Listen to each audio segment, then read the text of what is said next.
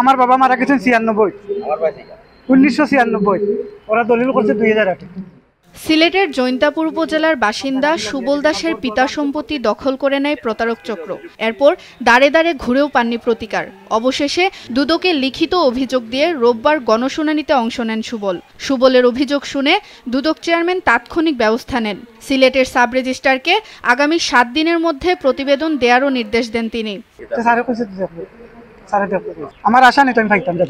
সুবলের মতো অসংখ্য ভুক্তভোগী রোববার সিলেটের কবি নজরুল অডিটোরিয়ামে অভিযোগ নিয়ে দুদকের গণশুনানিতে উপস্থিত হয়েছিলেন। জেলা প্রশাসক মোহাম্মদ সারোয়ার আলমের সঞ্চালনায় সবার উপস্থিতিতে ভুক্তভোগীরা তাদের অভিযোগ তুলে ধরেন।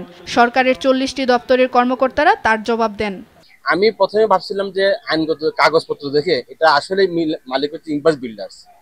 পরে আমি যখন অবস্থান গ্রহণ করি টাওয়ারে, তখন দেখি যে আমার আগেও উনি 300 মানুষের কাছে এই ভবনের আংশিক বিক্রি করছেন।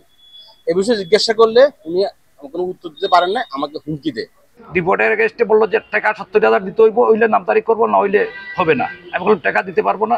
তারপরে তহসিলদার দিয়ে সেই রিপোর্ট পরিবর্তন করছে, আবার 2 রিপোর্টের ফটোকপি আছে এখানে। এমন আয়োজনকে প্রশংসনীয় ও ফলপ্রসূ বলে মনে করছেন জনপ্রতিনিধিরা। দুদক চেয়ারম্যান বলেন, সেবাগ্রহীতা ও সেবাদাতাদের মধ্যে স্বচ্ছতা আনার জন্যই এমন আয়োজন।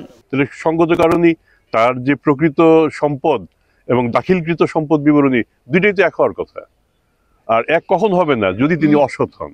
এর আগে দুদক বিভাগীয় কার্যালয়ের ভিত্তিপ্রস্তর স্থাপন শেষে সাংবাদিকদের দুদক চেয়ারম্যান জানান, ত্রয়োদশ জাতীয় সংসদ নির্বাচনের হলফনামায় দেশি সম্পদের পাশাপাশি বিদেশি সম্পদেরও হিসাব দিতে হবে।